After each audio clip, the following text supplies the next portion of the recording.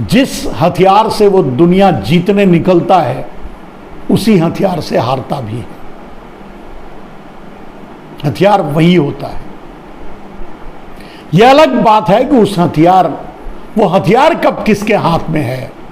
तो अडानी जैसे चोर उचक्के किसी के हाथ में जा सकते हैं, किसी के हाथ में जाकर खेल सकते हैं और कुछ भी हो सकता है।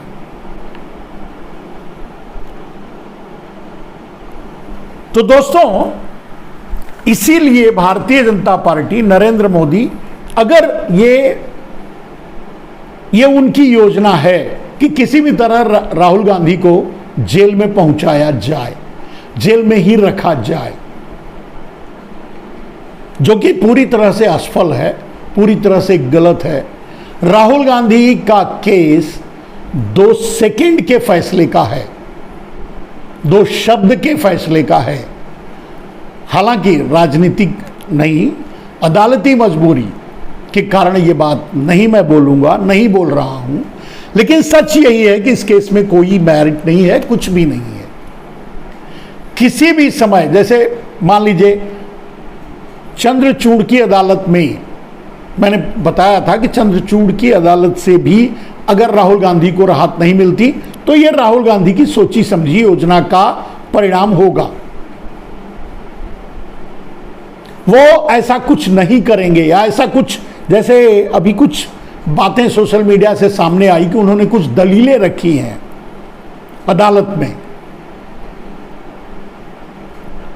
4 दलीलें 5 दलीलें कुछ सोशल मीडिया से मैंने देखा और मुझे देखकर हंसी आ गई। जो पत्रकार अपने आप को बहुत समझदार समझते हैं और उसकी व्याख्या कर रहे थे कि अदालत में ये उन्होंने कहा, इसका मतलब ये होता है, और इससे तो उसमें कोई बात में दम नहीं है। आज भी अदालत में चंद्रचूड़ के सामने भी जो एफिडेविट दाखिल किया हो गया, जो अपील की गई होगी और जिसमें जो मुद्दे डाले गए, जो पॉइंट्स डाले गए हैं, जो आर्ग्यूमेंट्स डाले गए हैं, वो ये बताते हैं कि कांग्रेस अभी भी चाहती है कि राहुल गांधी की सजा बरकरार रहे। एक लाइन, सिर्फ एक पॉइंट, सिर्फ एक सवाल और सिर्फ एक जवाब के जरिए यह मुकदमा किसी भी स्टेज पर कभी भी राहुल गांधी के ऊपर जो लगा है मानहानि का केस, वो खत्म हो सकता है। और राहुल गांधी चुनाव भी लड़ेंगे, राहुल गांधी राजनीति भी करेंगे, ये सब कुछ होगा। भले ही शुरू में, जैसा कि मैंने कहा कि जो पॉइंट्स, अगर ये सच है, अगर यही आर्ग्यूमेंट्स दिए गए हैं, अगर यही पॉइंट्स रखे गए हैं अदालत में चंद्रचूड़ के, तो चंद्रचूड़ भी इस सजा को बरकरार रखेंगे। मेरा जहां तक ये लीगली जो अध्ययन है और जो लीगली समझ है, लीगल के रूप में, कानूनी तौर से, वो ये कहता है कि उसमें जो पॉइंट्स, अगर जो सोशल मीडिया में बताया जा रहा है, अगर वो सही है और वही आर्ग्यूमेंट्स और वही पॉइंट्स दिए गए हैं, उसी आधार पर केस खत्म करने की बात की गई है, तो इसका मतलब है कांग्रेस अभी भी चाहती है कि ये केस थोड़ा और आगे बढ़े, चुनाव तक चले, उसके बाद तो कहीं भी किसी भी स्टेज पर इसको रोका जा सकता है, इसको खत्म किया जा सकता है। हालांकि ये मैं आपको गारंटी लिख कर दे सकता हूं, आप मुझसे लिखवा लीजिए कि राहुल गांधी कभी चुनाव लड़ने से वो नहीं रुकेंगे और प्रधानमंत्री बनने से भी उन्हें अब कोई नहीं रोक सकता। ये 2 बातें सत्य हैं, ये मेरी भविष्यवाणी है। और ये वो एक टपोरी है ना, बागड़ बिल्ला, धीरेन्द्र, वैसी भविष्यवाणी नहीं, स्ट्रैटेजिकल, जो मतलब इसकी स्टैटिक्स है, उसके अनुसार जो मैं कह रहा हूं, ये मेरी भविष्यवाणी है कि राहुल गांधी किसी भी कीमत पे अब प्रधानमंत्री बनेंगे ही बनेंगे। राहुल गांधी को कोई दुनिया की कोई ताकत अब नहीं रोक सकती प्रधानमंत्री बनने से। यह अलग है कि उसमें बाधाएं कितनी पड़ेगी। चुनाव भी लड़ेंगे, बिना चुनाव लड़े हो सकता है कि 2024 के चुनाव तक उन पर यह मुकदमा रहे और वो शायद जेल में भी रहें, और चुनाव लड़े कांग्रेस पार्टी और विपक्षी दल लड़े, एकता के साथ जीते, और फिर उसके बाद भी राहुल गांधी ही प्रधानमंत्री बने। क्योंकि केस में कोई दम नहीं है, कोई पॉइंट्स नहीं है। ये केस सिर्फ विवेकाधिकार के बल पे चल रहा है। पहले फैसले को, पहला फैसला ही जो है वो विवेकाधिकार का है, दूसरा फैसला दूसरे कोर्ट से वो भी विवेकाधिकार का है, तीसरा फैसला जो हाई कोर्ट से आया वो भी विवेकाधिकार का है। जज को अधिकार है, दे सकता है फैसला, जो चाहे कर सकता है, तो वही है। कोई मेरिट नहीं है, कोई पॉइंट्स नहीं है इस केस में, एक भी पॉइंट्स नहीं है।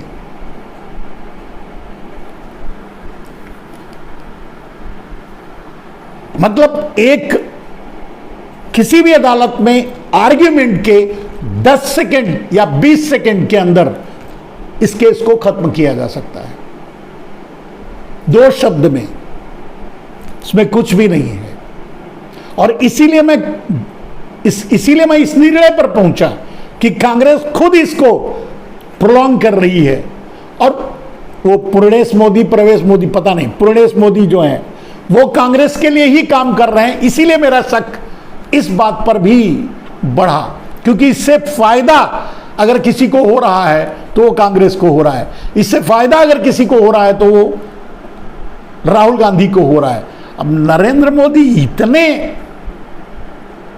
इतनी बचकानी बातें काम तो नहीं करेंगे। मुझे जहां तक इतनी साजिशें रच करके, इतने कत्लेआम करके, करवा करके जो आदमी मुख्यमंत्री बना हो, प्रधानमंत्री बना हो, प्रधानमंत्री फिर से बनने के लिए न जाने कितनों को मरवाया हो, वो आदमी इतनी छोटी सी बात में गलती करेगा, मुझे नहीं लगता।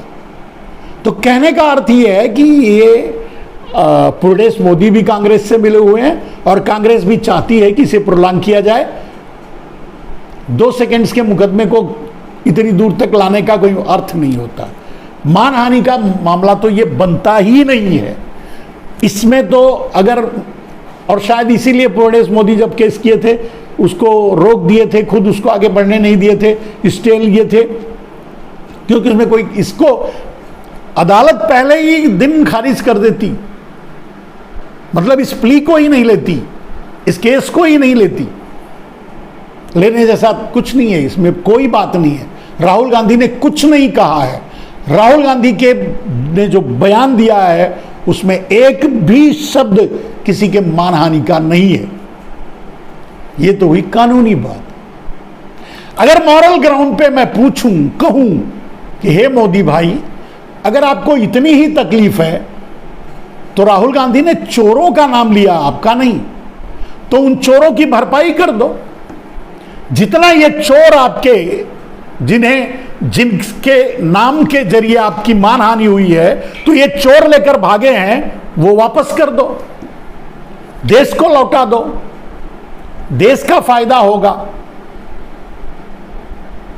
क्यों नहीं करते? अगर इतना ही, अगर ये लगता है कि ये तो आपकी मानहानि हो गई, तो ललित मोदी जो लेकर भागे हैं दे दो, नीरव मोदी लेकर भागे हैं दे दो। यही तो राहुल गांधी ने कहा था।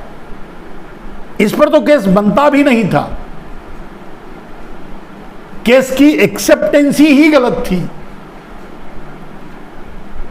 केस की धाराओं, जो धाराएं लगी हैं वो ही सही नहीं है, वो इसके लिए है ही नहीं।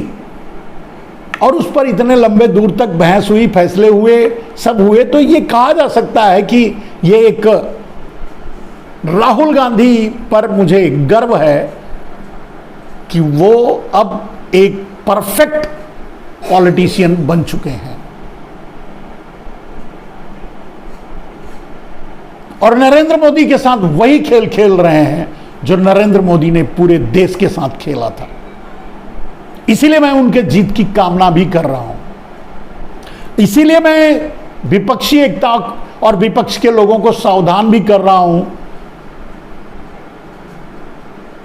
अरविंद केजरीवाल जैसे लोगों से, अगर उस पूरे विपक्ष में कोई है सबसे कमजोर कड़ी, तो वो है अरविंद केजरीवाल। मायावती तो फिर भी डर से कुछ दिन चुप रहे। जब भड़क कर सामने आएंगी और विपक्ष में शामिल होंगी तो उन पर भरोसा किया जा सकता है, अरविंद केजरीवाल का नहीं। तो रही बात राहुल गांधी के बारे में आने वाले फैसले की, अगर उनके खिलाफ फैसला आता है तो भी उनकी जीत है, और अगर उनके पक्ष में फैसला आता है तो भी उनकी जीत है। अगर उनके पक्ष में फैसला आता है तो एक क्रेडिट और विवेकाधिकार, या अगर मैं ये कह रहा हूं कि जैसे अगर चंद्रचूड़ इस केस को खारिज करते हैं, मतलब उनके ऊपर लगे 2 साल के सजा को और केस को खारिज करते हैं, 2 साल की सजा पर रोक लगाते हैं और राहुल गांधी को राहत देते हैं, तो वो भी अगर करेंगे तो उसमें मेरिट पे नहीं करेंगे, सिर्फ और सिर्फ विवेकाधिकार पर ही करेंगे, क्योंकि उसमें केस में ही मेरिट नहीं है। चलिए, ये तो कानून की बात है, कानून की बातों को कानून पर ही छोड़ देते हैं, अदालत पर छोड़ देते हैं। और आप देख रहे हैं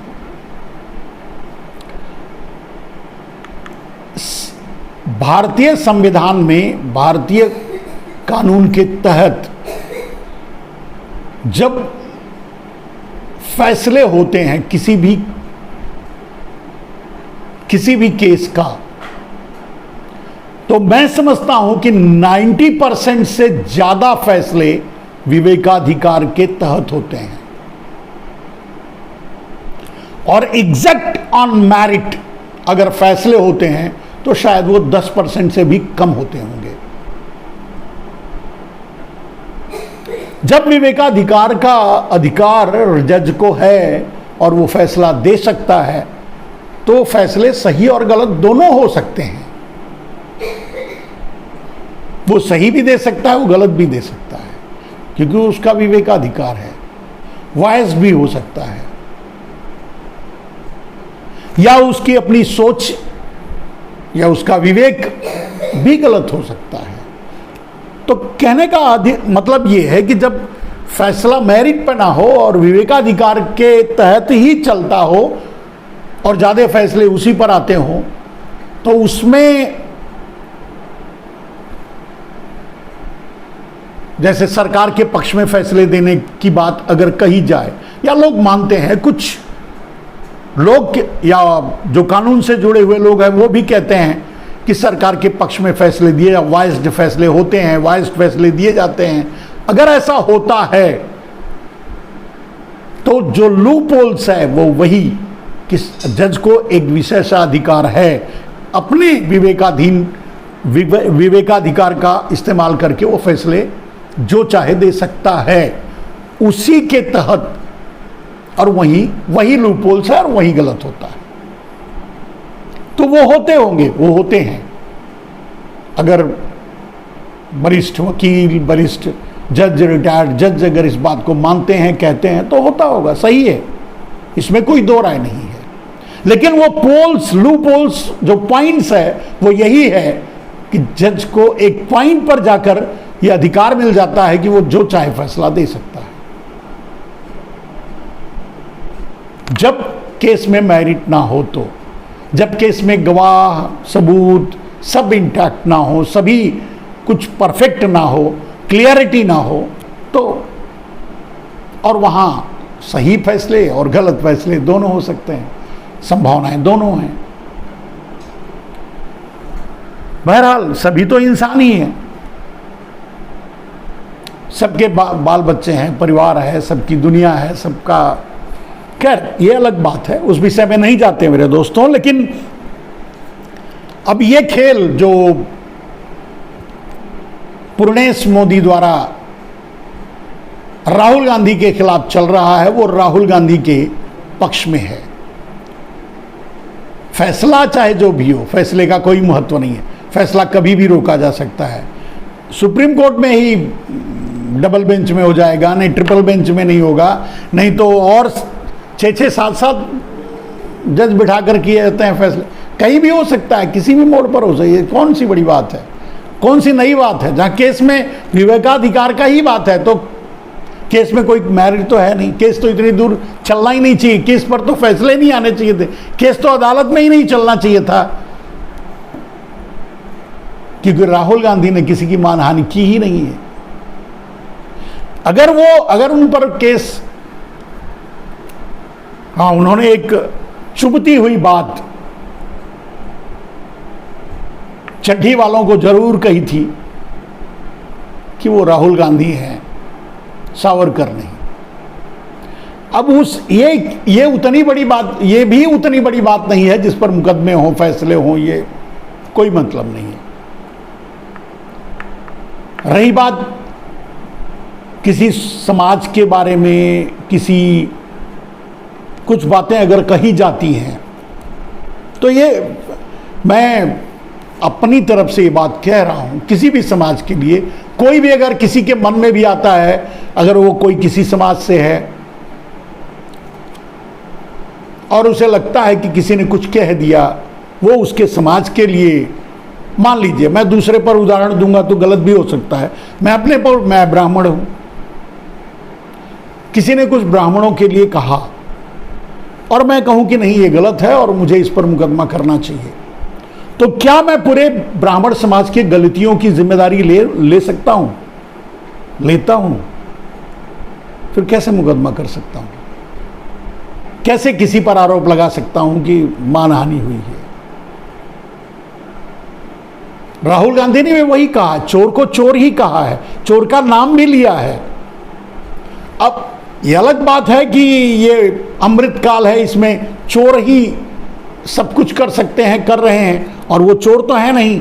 ललित मोदी, नीरव मोदी, ये सब चोर तो है नहीं, ये तो नरेंद्र मोदी के एजेंट हैं, अंडर कवर एजेंट, जो विदेशों में बसा करके ब्लैक मनी को एडजस्ट करने के लिए विदेशों में बसाए गए हैं। तो वो तो बोल ही सकते हैं, वो कुछ भी बोल सकते हैं। और अब तो नरेंद्र मोदी ने ये भी व्यवस्था कर दी कि अब चाहें तो ललित मोदी फिर से भारत के बैंकों से लोन भी ले सकते हैं, मेहुल चौकसी भी लोन ले सकते हैं, ललित मोदी भी, नीरव मोदी भी लोन भी ले सकते हैं, फिर से चाहें तो डिफॉल्ट कर सकते हैं, फिर से चाहें तो भाग भी सकते हैं। अब हैं ही नहीं तो भागेंगे क्या, वहाँ रहते भी लोन ले सकते हैं। यह है अमृतकाल, मोदी काल वगैरह वगैरह वगैरह कि ये बात छोड़िए, इस बात पर मैं नहीं जाता। आज बात बस इतनी सी थी मेरे दोस्तों, विपक्षी दलों की बैठक से भारतीय जनता में खलबली मची है, जो 38 दलों की बैठक बुलाने जा रही है, जो नारा लगाती थी कि एक अकेला सब पर भारी, अब पता नहीं कितने अकेलों को, और वैसे भी वो अकेला तो है ही नहीं, उसके पास तो 3-3 ब्रह्मास्त्र हैं, ब्रह्मास्त्र भी नहीं कहें, 3 पार्टियां हैं जो उनके साथ मिलकर चुनाव लड़ती हैं, कोलेशन करके, वो है ईडी, सीबीआई और आईटी।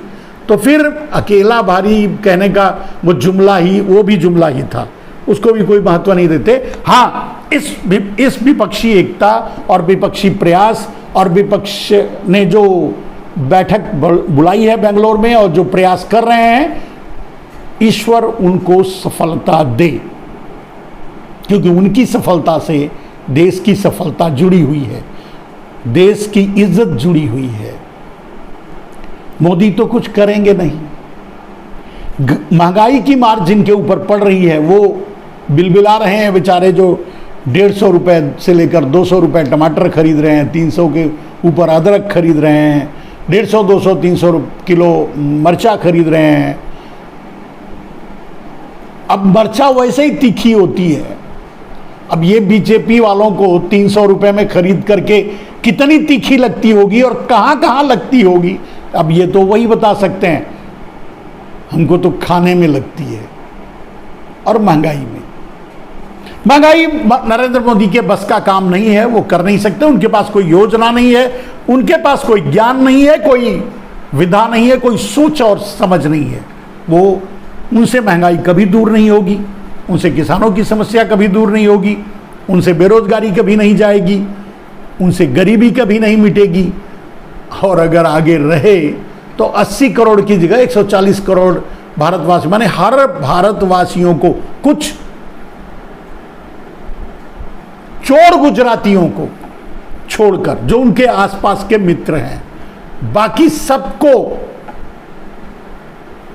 नरेंद्र मोदी भीख का कटोरा थमा देंगे। 5 किलो के अनाज के लिए आपको भी लाइन में लगना पड़ेगा, कहीं जाकर अपना राशन कार्ड लेकर, तब शायद आप खाना खा पाएंगे, भोजन कर पाएंगे। कहने का अर्थ ये है, अगर आप मध्यवर्गीय हैं, आप अपर वर्गीय हैं, जो भी वर्गीय हैं, अगर नरेंद्र मोदी रहे तो भूल जाइए, आपको भी वो दिन देखना है जो 80 करोड़ 5 किलो अनाज का कटोरा लेकर खड़े हैं लाइन में, उसी लाइन में आपको भी लगना है, अगर नरेंद्र मोदी 2024 के बाद भी रह गए तो।